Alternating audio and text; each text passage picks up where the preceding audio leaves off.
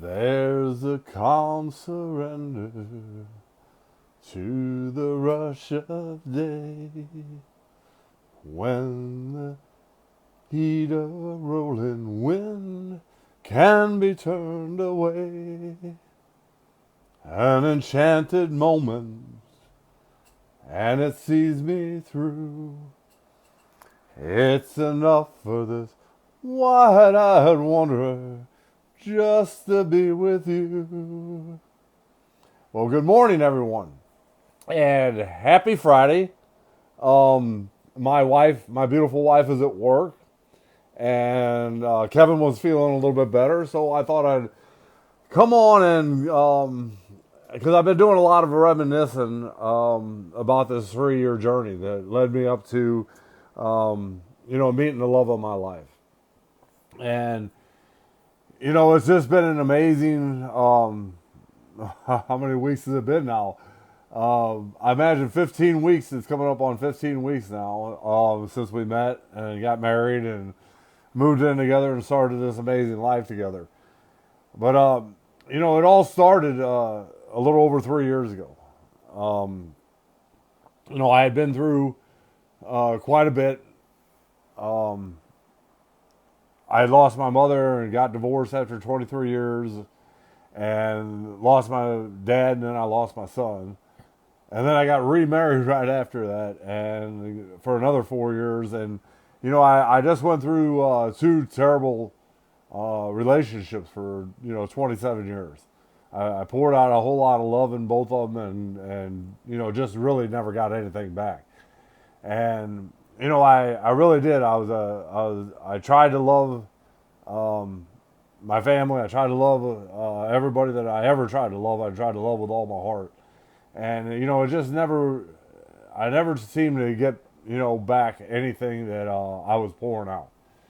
And, I'm sure all of us have been in those kind of relationships, and it just, it got to the point where my soul just needed to go set free somewhere, go get set free somewhere. And Florida was somewhere that I always felt at home with. We vacationed down here when I was a kid, and every time I hit Florida, man, I felt like I was home. I got on them beaches, and I was like, man, that ocean just was like soothing to me. And I knew one day I was going to end up in Florida, no matter what, with or without my wife or my kids or anything else. I was going to end up in Florida one way or another.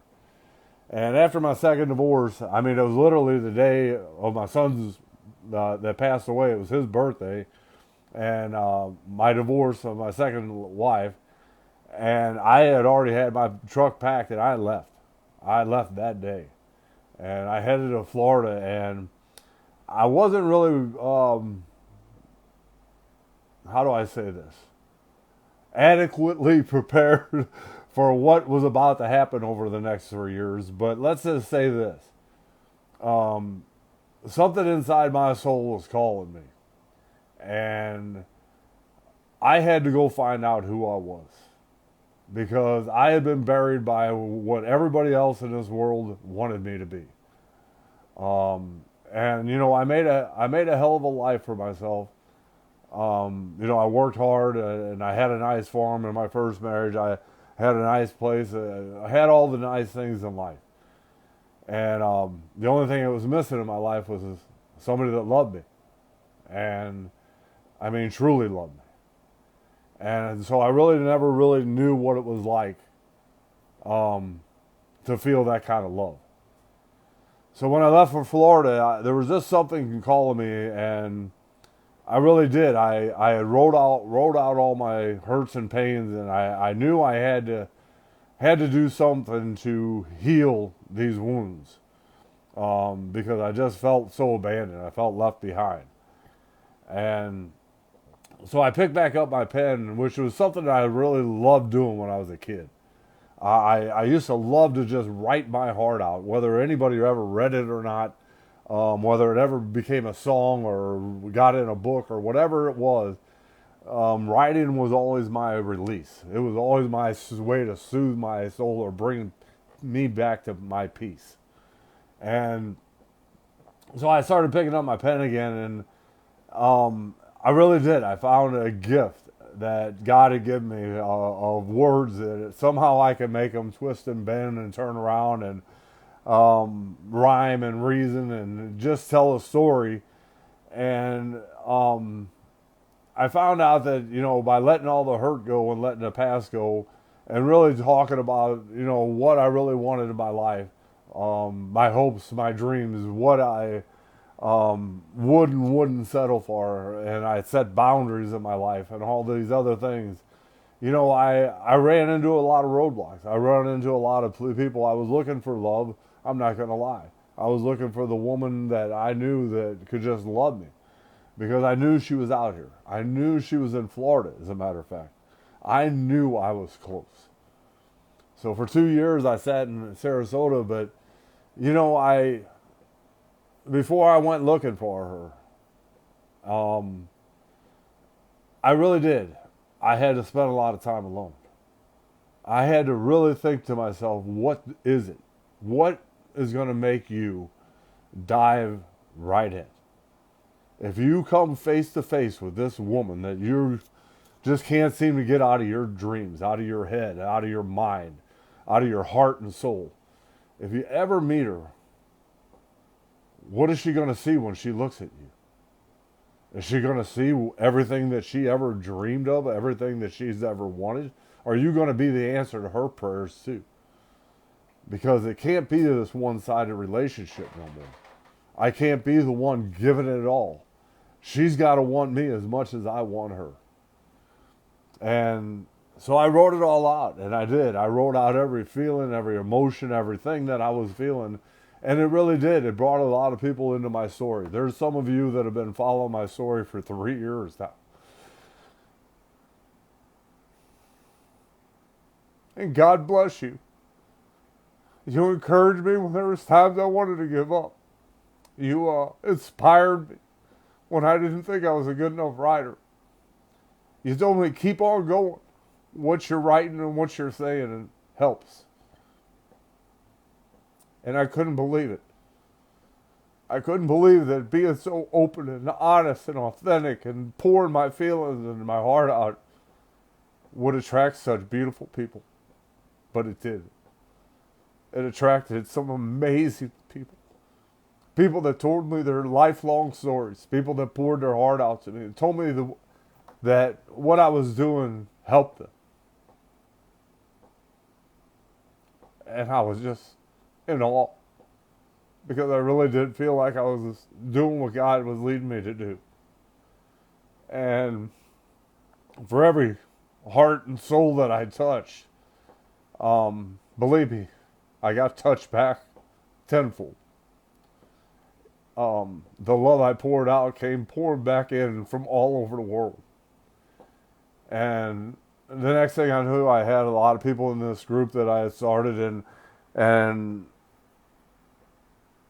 I was just amazed that being so real, so authentic, so me, so free, could open up so many hearts, minds, and souls. To see a different perspective about the lessons and the trials and errors and mistakes and everything else we make in life. And I felt truly blessed. But I had this feeling that if I just kept on doing what I was doing and kept on trying to make myself a better person every day, no matter what I was going through, it was going to get better. It was going to keep getting better. And it was going to keep getting better. And there was going to be some decisions that I'd have to make that would just seem crazy to the normal person. Packing up and quitting a job and leaving and just going somewhere without any kind of security or without any kind of something to fall back on.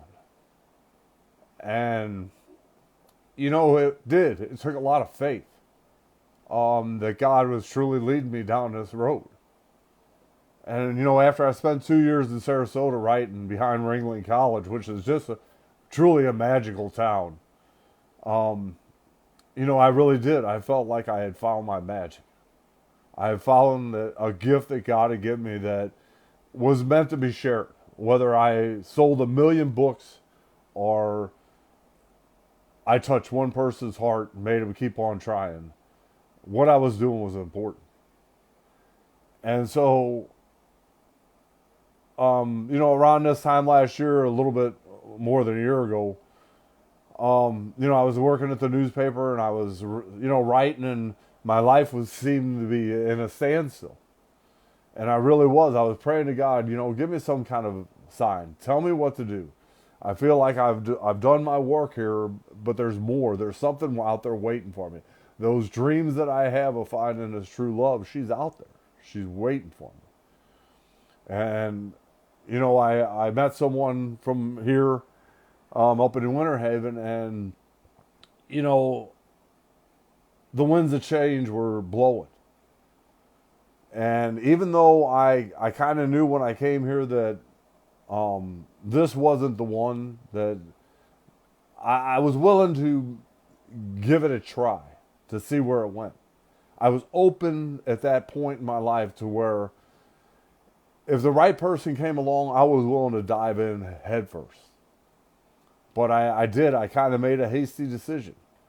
And it just turned out um, almost better than I thought it ever could. And I ended up, everything fell apart when I came up here.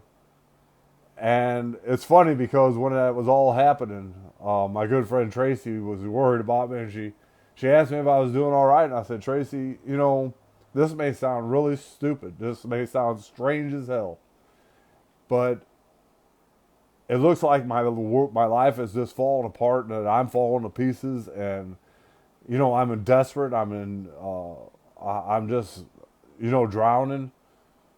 I said, but everything's coming together. My life is about to go be amazing. I said, I'm not sure why I'm even saying that.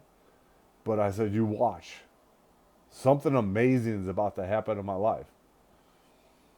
And it wasn't it wasn't no sooner than that day, or maybe even the next day. I ended up applying for a job that I normally wouldn't have applied for. Let's put it that way. It was a job that I really didn't want to do, but something kept telling me to apply here. Just put your application in.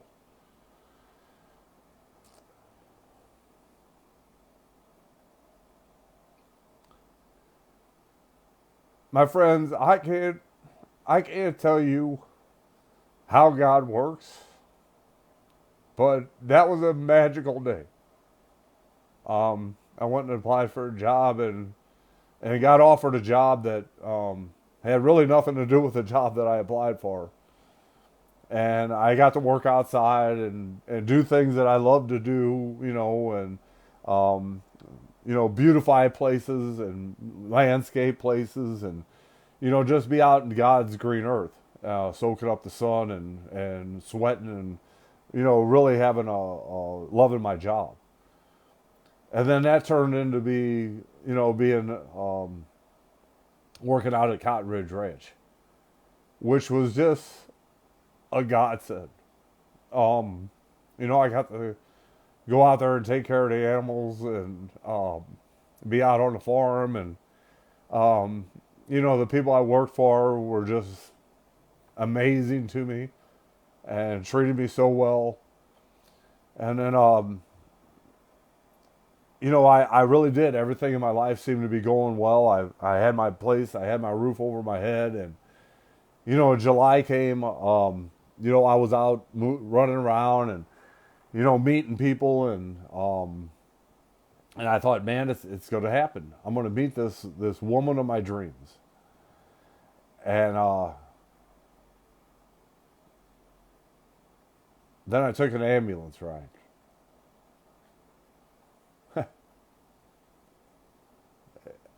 It's It was a day that changed my life forever. I actually died for 15 minutes. I flatlined in the ambulance, and on July 6th, and as the clock ticked over to July 7th, they revived me and brought me back to life. And that just happened to be the eve of my son's 7th anniversary of his passing.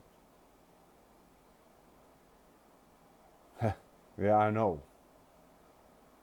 Astounded. What's even more astounding about it is that I pretty much came out of it what looks like to be pretty much unscathed. I have my days. I have my issues. I'm still recovering. I was dead for 15 minutes. It's amazing that I can even sit here and talk. Um, that's amazing in itself. That's a miracle in itself. But the biggest miracles were about to come. And on July 7th, when I woke up, one of the first things I said to those nurses and that doctor was, "Thank you for saving my life." I knew they had saved my life. I knew I had died. And I said, and I did. I had tears running down my eyes, down my face. I said, "I'm going to find her." And they kind of looked at me and I go, "I'm going to find the love of my life." I said, "You kept me alive so I could fulfill my dreams." I said, "You kept me alive, and it's not going to be long. I'm going to walk back in this hospital one day with the love of my life. And it's because of you all that I get to do that." And I even wrote a real nice poem, and I gave one to the emergency room and to the doctors, cardiologists, and they put them up on their walls there. And it really was my heartfelt thank you for giving me another shot at this. And after that, after that happened, I kind of just went out, and I wasn't. How do I say it? I wasn't really searching as much as I was just looking for that one that could look me in the eye, and I'd know. And I met a few after that, after my heart attack, and every time I do, I would look for it. I would just look for that look in the eye, and I just couldn't find it, and I was getting frustrated. By November, I was just going. I even had told a friend of mine. I said, by the end of this year, I said, if it doesn't happen, I said, I think I'm just going to pack up and I don't know, maybe a new destination. And November hit, and I'm not sure what it was, but I could just feel it. I was writing poems about it. I was like, it's going to happen. In any breath I take, any second, in any given day, it's going to happen. She's going to walk into my life clear out of the blue. And I'm going to know it like that.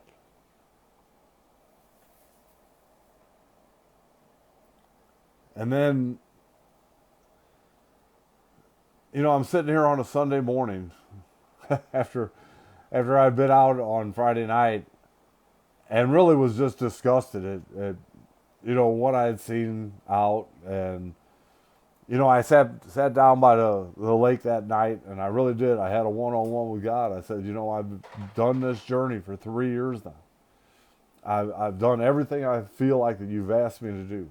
I've written thousands of poems. I feel like I've touched thousands and thousands of people's lives. I made people look at themselves in a better light. What else do I got to do? I'm ready for her. I want this woman in my life. I need to be loved. like I've never been loved before.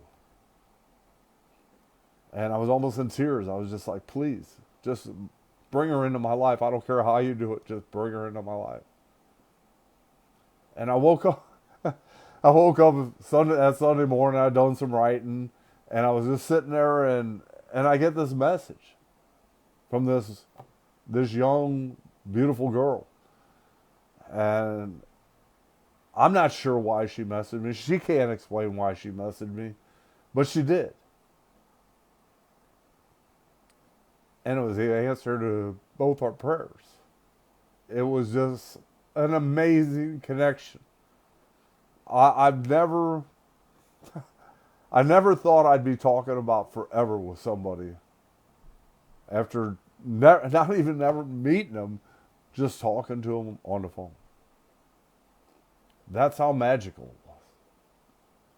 it was. We literally talked that whole first day, and by the end of the night, I said goodnight, and I knew by the end of that night, I said it won't be long. I'll have this woman in my life for the rest of my life. I know it. I knew it. There was no doubt in it. There was no. It flowed so easy. It was just like magic.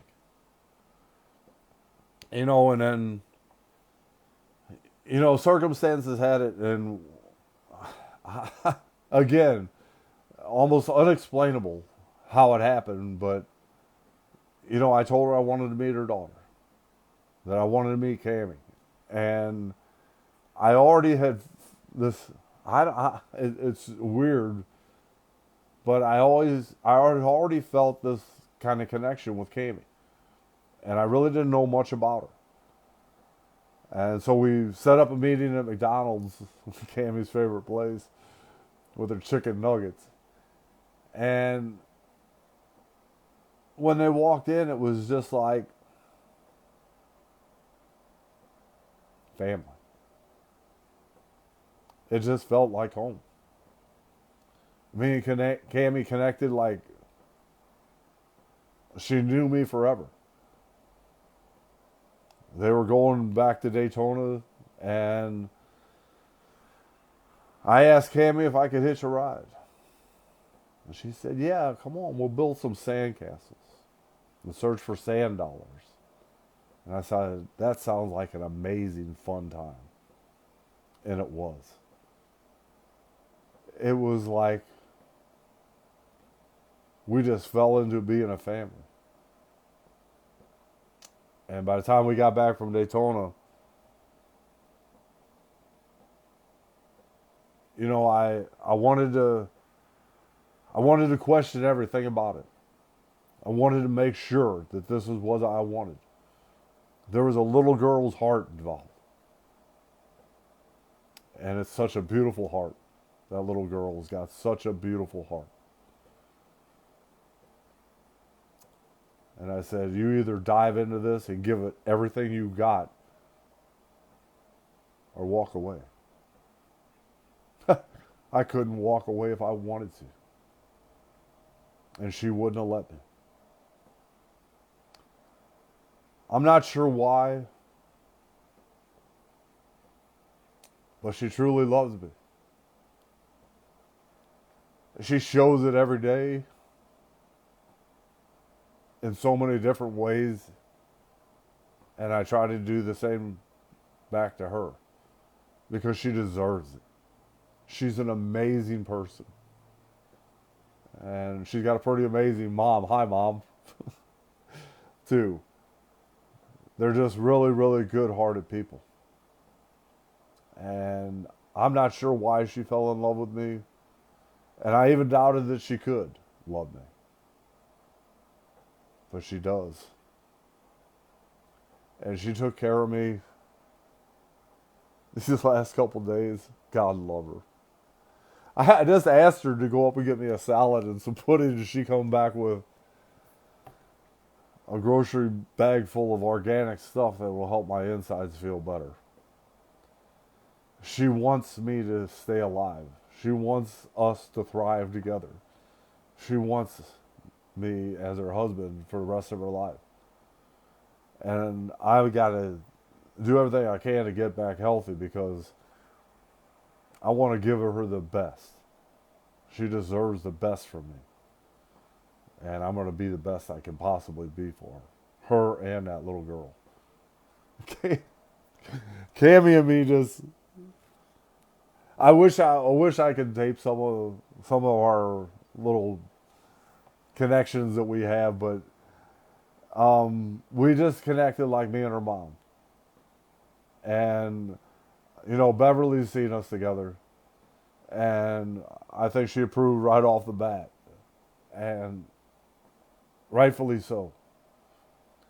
I think it's probably been a long time since she's seen Melanie smile the way she does now. But she also worries a whole lot too about me, and I hope that she can calm down. I told her I had a talk with her this morning. I said I took care of myself for a long time. You don't have to go do all this extra stuff after working a hard day. I'll be all right. So you need your rest too. I don't want her getting so wore out where she gets sick too. Again, she's been through. God love her. She took care of me when she was sick herself, and that's love. It's pure love. She said, "Oh, it's not a sacrifice when you just do it for love, out of love," and it's not. It is a labor of love, but it's something that you just want to do so bad because you just want that other person to feel better. You just love them that much, and we do. We share a lot of love between us. I've never loved somebody so much in my life, and I've never felt so loved ever in my life. I never thought it could be this good. We truly have completely surrendered to each other, and it's such a beautiful thing. And I really wish, and I know she does too, that our story is an inspiration to people. That they need to quit playing these games that they're playing with each other. If you want somebody, then go get them and don't quit. Don't stop. And keep your focus on that person. Love them with all your heart, with everything you've got, and it can be such an amazing love story. Because if you're in love, it should be an amazing love story. You should be proud of that person you're with. You should be just so thankful and grateful that God put this person in your life. And if you're not, then you got to start asking yourself, why not? What can I do to make it better? What can I do to make my soul feel better? Because when your soul's at peace with somebody, it's such a beautiful thing. And I'm going to finish up this video, because I am very grateful for the people that have been following my story for the last 3 years. If it wasn't for you guys, I wouldn't be where I'm at right now. You cheered me on. You believed in my dreams. But I had to believe in them first. And I was so determined to find this person. But without you all cheering me on, without you all lifting me up and picking me up and telling me to keep on going, and what a difference I was making, this would have never happened. And from the depths of my soul, I thank you for that. Because a lot of people walked out of my life. And it's a shame because they're missing out on something just amazing.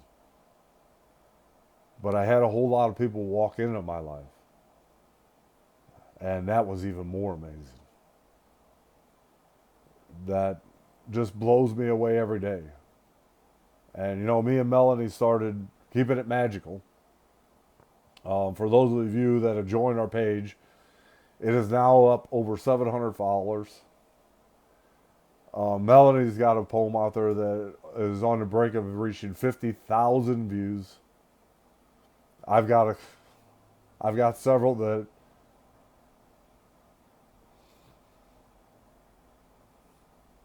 have gone over 25,000 views.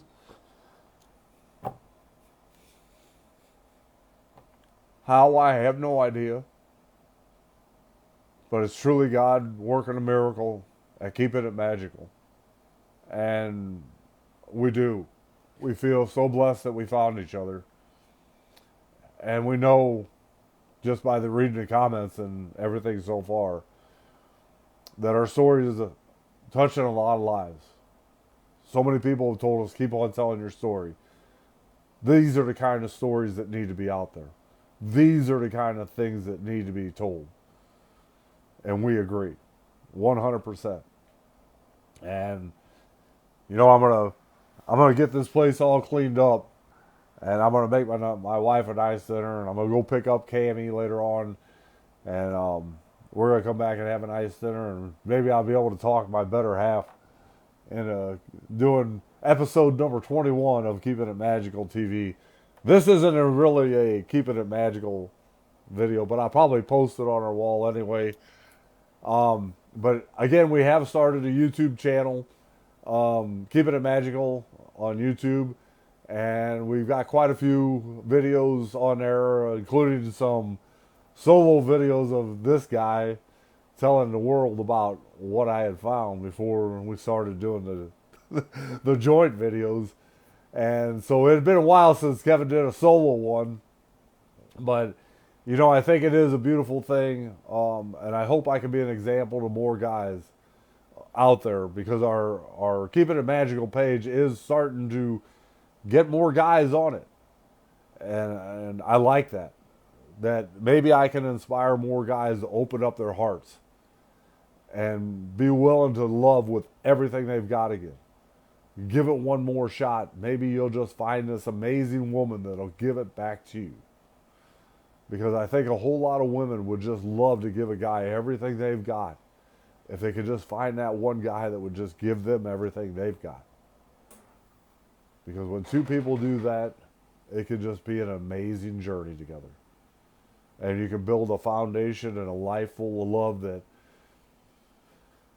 so many of us are missing. I know I was, until this beautiful young woman just came into my life one day and said, hey, we need to talk. And I was like, it sounds great to me. And from that day on, I was blessed. Truly blessed.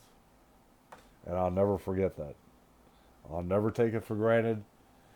And Beverly, your daughter is safe with me, and I think you know that.